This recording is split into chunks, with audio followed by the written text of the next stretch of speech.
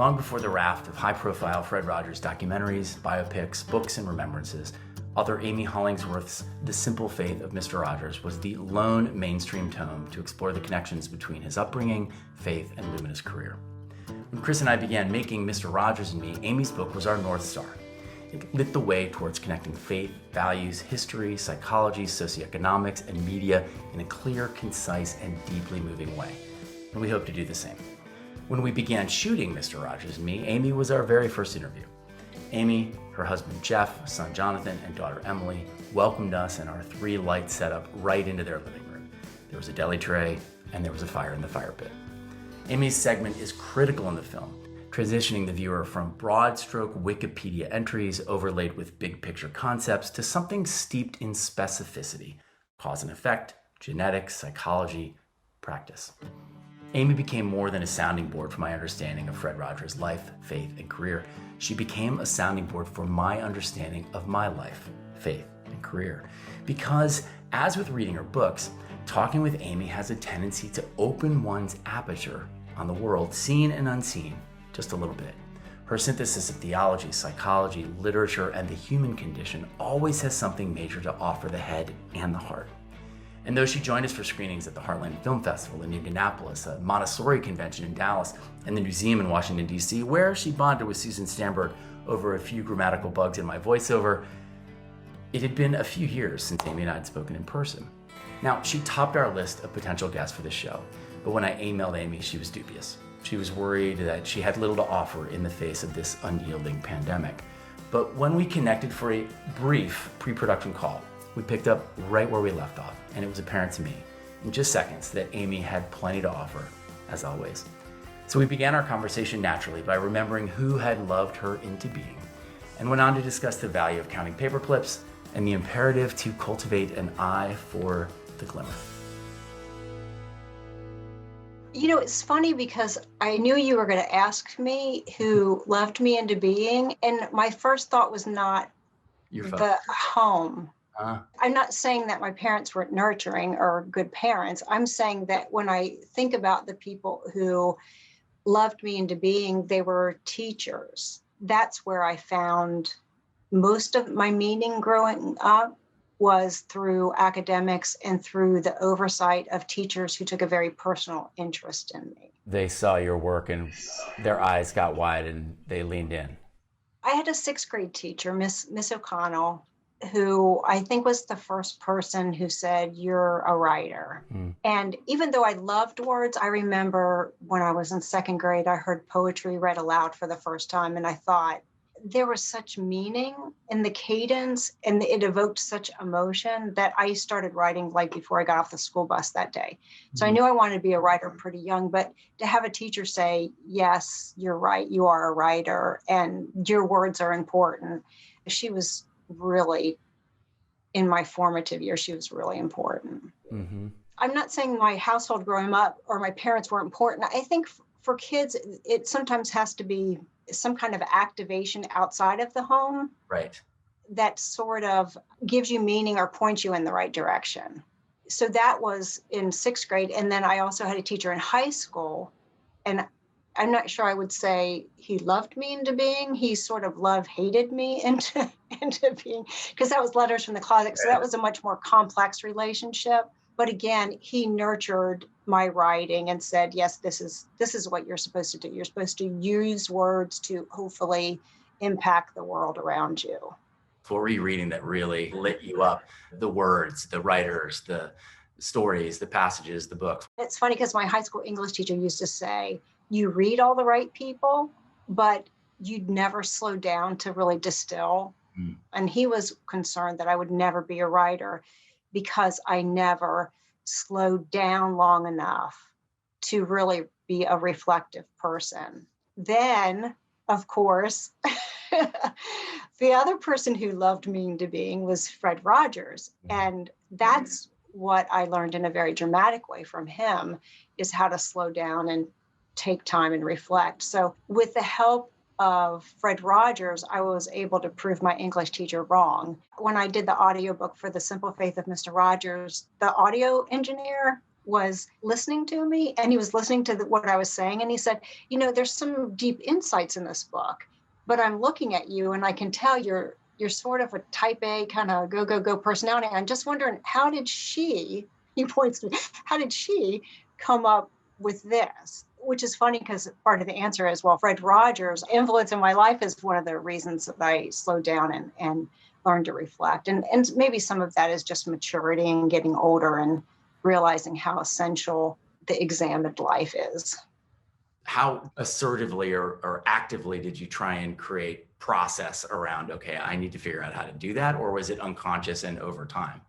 I've been through a couple of physical challenges, illnesses over the years. And during those times, you're sort of forced to stay still.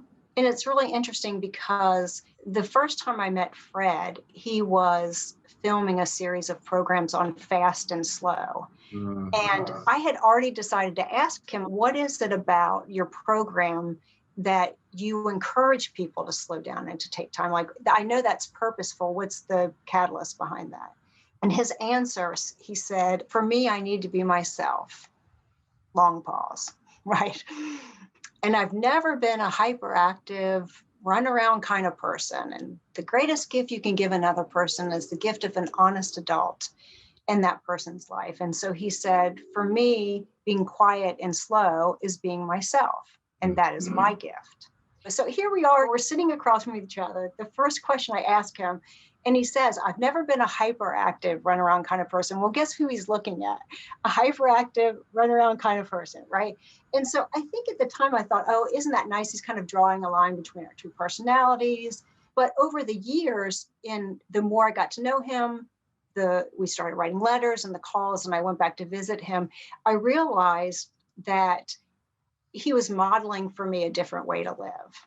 You know his routine. He got up before dawn and he prayed for people and read the Bible, and then he went for a swim, and then he took a nap, and then he was in bed every night by 9. So he factored into his day these rituals that helped him reflect. And so when I went through difficult times, the first time he was still alive, and so he personally could guide me through that first difficult time. The second time he wasn't.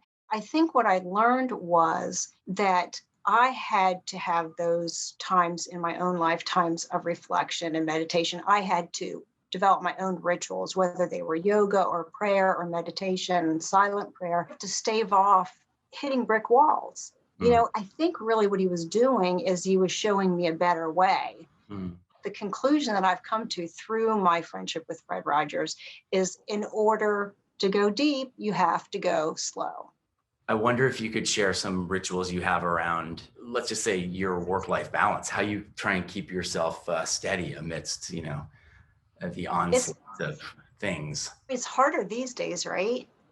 It's hard to be quiet and to think. And I do have a discipline, but since the quarantine and all through COVID and everything, I've had to be a little bit more aggressive with myself. I have to set a timer on my cell phone for 20 minutes a day to force myself to read a book.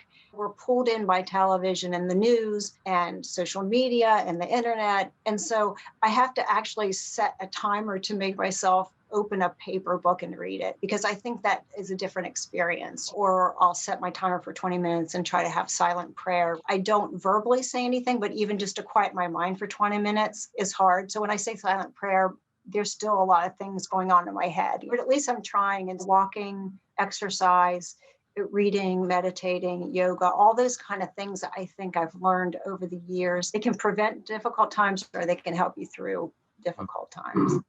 It's been difficult to pull away from the minute by minute of what's going on in the world. And I'm not saying be uninformed. I'm saying just it's important to take time apart. I mean, even rereading books I've already read. And I think it's because I want to make sure I know how they end. We don't want any more surprises. Yeah. What's familiar has been comforting. Oh, that's interesting. Can you give us an example of something you've gone back to? Well, there's a book by Thomas Howard called Evangelical is Not Enough. He's a wonderful author and was an English professor. Franny and Zoe by Salinger is my favorite Salinger book. That's a novel. So if you read a nonfiction book, there's usually not a surprise. But if you read a novel, you want to know how it ends. Are you managing an internal imperative to be Or not to be, thank you, good night, productive? Like, are you hearing? I had somebody who read one of my books. I think it was The Simple Faith of Mr. Rogers. And she wrote me an email one afternoon and said, "Oh, I bet you're getting some great writing done." She would have lost that bet because I had literally spent the afternoon going through hundreds of paper clips and sorting them into the ones that went in the trash and the ones that were still usable. And so here she thought I was going to have this wonderful time of productive writing. And I literally sorted paper clips. That's all I had the emotional energy for. I mean, sometimes you don't have the emotional energy if you can just do your job during the day. If you can just breathe during the day, during what we're going through, that's enough. And so this whole push for people to be productive or to, hey, why don't you start a business or write a book? Huh? I mean, how do you do that when you're in survival mode? You can't be creative when you're in survival mode. I really think that we have to be much more generous with ourselves right now. Productivity is not the most important thing. I don't think creativity is even the most important thing. I mean, we're just all trying to get through the day. And if sorting paper clips is how you do it, then that's how you have to do it. The idea that you even remind me that it's survival mode, and maybe it's not dire survival mode, but it feels like it's borderline still. Yeah. I appreciate you using that word because I don't know that we're thinking of it that way, is my point, as a culture. Especially early on, it felt that way. The pressure that people were putting on other people to somehow transform this time into a new business or a book or something seemed cruel to me. It just is cruel to expect people who are surviving to produce. I really think that what's most important is just people taking care of themselves. Yeah. And survival takes a certain amount of emotional energy. And so we're not factoring that into our day. And my job slowed down really considerably during all this time, but still it does take an enormous amount of emotional energy just to make it through the day. You know me in lists, right? And there are days when I get to cross things off and it was like, call this person for that appointment. And that was a like heroic achievement. Right. And we don't need to be heroic. Another favorite author of mine is Thomas More of Care of the Soul fame. I love him. And he talks a lot about not being a hero, not being heroic. We always think we have to be the hero, and sometimes we can't be. And you don't need to be a hero. You just need to get through the day. Mm-hmm. You talked about some practical things, and it made me think of a book that I read several years back by Richard Rohr. He's a Franciscan friar. Actually grew up with him in Cincinnati. And the book is called Divine Dance. And he talks about the fact that when we have negative thoughts and experience, that they imprint on our nerves like Velcro, like instantly. But when we have positive experiences, it's like Teflon. They slide right off the nerves. Doesn't that make perfect sense when you think about it? Think about all the negative things that happen that we just obsess about. Yeah.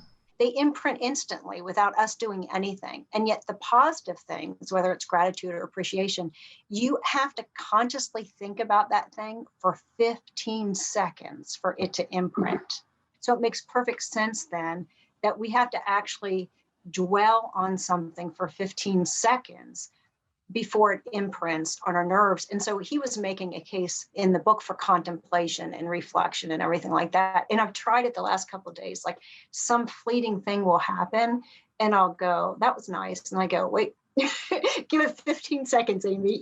Think about it a little bit longer, make sure it imprints because all the negative stuff is imprinting. So be more conscious of the positive stuff. The whole thing, like count your blessings, be grateful, that can be sort of a Hallmark card or something, but there is something to it when you think about the fact that you're competing against negative things that imprint instantly. And don't we have a lot of that coming at us these days? That we have to be more conscious that we dwell on the positive things in our lives. I love that. I do too. I read recently that it takes, I'll get the number wrong, but 60 days to change a behavior. So let's say I want to get myself jogging every 2 days or whatever, right? That it takes for that to be a true routine. And I just said to somebody earlier today, remember that if you exercise twice a week instead of, she wants to go for 7. I said, that's 2x over what you're doing now, which is 1. So why don't you start with that? So I think we tend to jump to very large goals, not give ourselves enough time to actually do the thing, but also just not the time to process. There's science behind it. Yeah. Every day, this, I write down at least 3 gratitudes. And now I know why it lands. Because it's 15 Right. seconds for gratitude. Because it's 15 seconds, right? It's neuroscience. What unexpected experience arose from befriending ultimately Mr. Rogers all those years ago? Have you had moments where you just go, well, this is a pretty funny place to be as a result of that? He sort of was nudging me in a certain direction spiritually. And I think I'm far closer to what he knew I could be now than when we first met. And I wish he were around to see the fruit of his labor. I think he saw some rigidity in my thinking, especially in my faith and spirituality. And there were times too, he challenged me or nudged me before I was ready to be nudged. And I came back at him very defensively. And of course, then he came back to me with much grace, which made it worse. He was always about accepting you where you were, but that doesn't mean he didn't encourage you to grow or understand that you could mature or develop. I think he saw that for me, and I really wish he could see me now, that there is more mystery and less rigidity in my thinking. You've had this wonderful relationship with Joanne, and I wonder if you wrote the simple blank of Joanne Bird Rogers, what would the blank be? Oh, gosh. She's so different than Fred. For one thing, she says whatever comes to her mind. I haven't verified this with her, but I remember she said in an interview that you couldn't trash talk with Fred. Like she would come home from the grocery store and say, boy, that checkout girl was so awful to me. And Fred would go, well, I wonder what happened in her day to make her like that. That's not what she wanted. She wanted him to go, how awful. But he was always so willing to give people the benefit of the doubt. I think she's a little less so, but strong, wonderful, lovely, funny woman. They're very different personalities. Amy, we talked a couple of weeks ago, and I told you a story about what I've really gotten better at identifying beauty and appreciating beauty and kind of bolster me when I'm down and sometimes carry me all the way through a real challenge. And I told you about this amazing hawk I saw. Well, it was a Cooper's hawk, we think. Yeah. And we saw it right above our backyard. So I'd seen it in this park down the street. But I loved what you said, because it feels like if you just begin to tune into those things, you actually see more of them somehow. I think that's true. And when you told me the story about the hawk, it reminded me of something that Frederick Buechner said. Fred loved him, his writing, and he's the one who introduced me to Frederick Buechner. Frederick Buechner said, we are all more mystics than we believe or choose to believe. That we've seen more than we let on through some moment of beauty or pain, some sudden turning in our lives. We catch glimmers of what the saints are blinded by. Only unlike the saints, we go on as if nothing happened. And then he said, to go on as if something has happened is to enter the dimension of life that religion is a word for. And then he said, some, of course, go to the typewriters. There's always some of us who have to get it down in black and white. Mary Oliver, who's another wonderful writer, poet, said that attention or paying attention is the beginning of devotion. The more you pay attention, the more you're rewarded. And again, we're coming back to that dwelling on something. We have to acknowledge what we've seen. We need to think about it and contemplate it. And then maybe some of us even take that extraordinary next step and write it down, put it down in black and white. Mm-hmm. When you said that, it reminded me of that quote. And I love that because I think we've seen more than we let on. And when that happens, we have to go on as if something has happened, that something is different. I am grateful for you creating a safe and sacred space for me and Chris, but for me over all these years. And thanks for all the guidance and sharing. And I hope there are many years of it to come and we can keep doing this. Absolutely. Thank you. In 2006, when I was just getting to know Amy, I was recording what would become my underappreciated Desert Star EP. The opening track was called Flirting with Disaster, an up-tempo acoustic number chronicling a protagonist teetering on the edge of overstimulation and crash. Sound familiar? The second was called Angels in the Atmosphere. It's a muted consideration of the magic and beauty and mystery always available just at the edge of frame.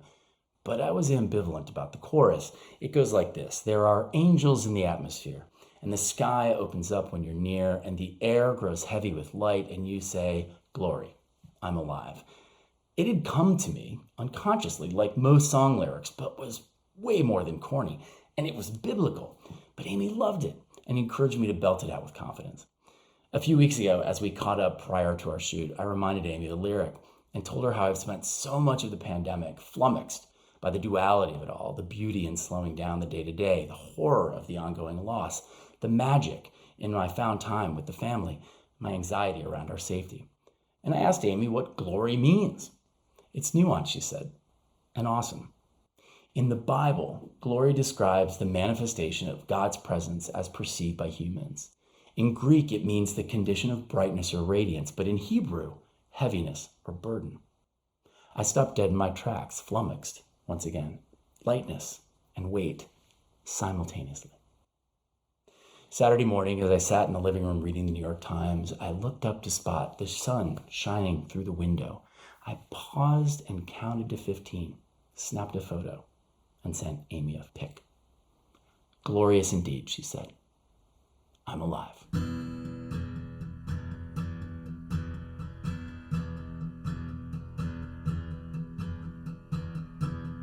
Wish I might go outside today. Go outside. Must have thought 1,000 times to go outside today. To go outside. The angels in the atmosphere, and the sky opens up and you're near, and the air grows heavy with light, and you say, glory.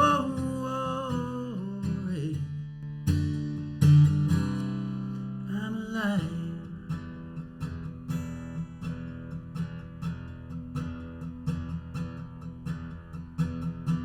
I wish I may.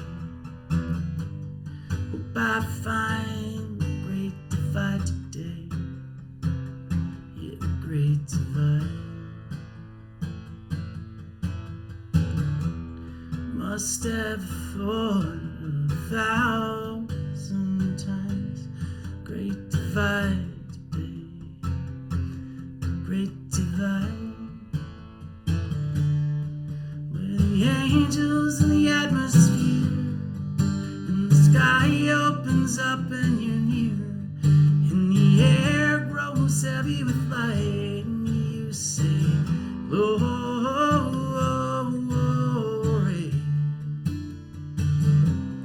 I'm still alive.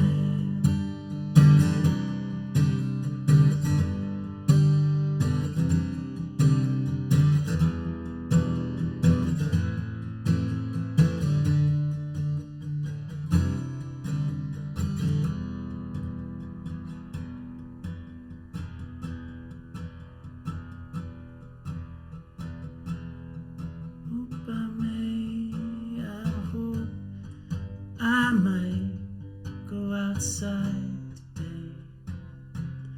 Go outside. Where the angels in the atmosphere, and the sky opens up and you're near, and the air grows heavy with light, and you say, glory. Oh yeah, oh, I'm still alive. I'm still alive. I'm still alive.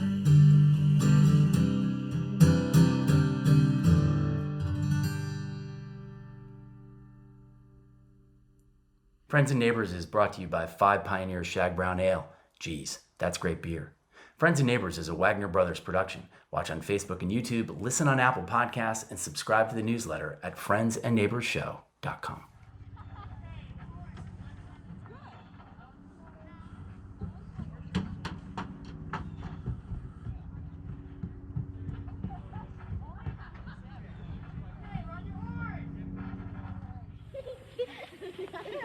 Hey,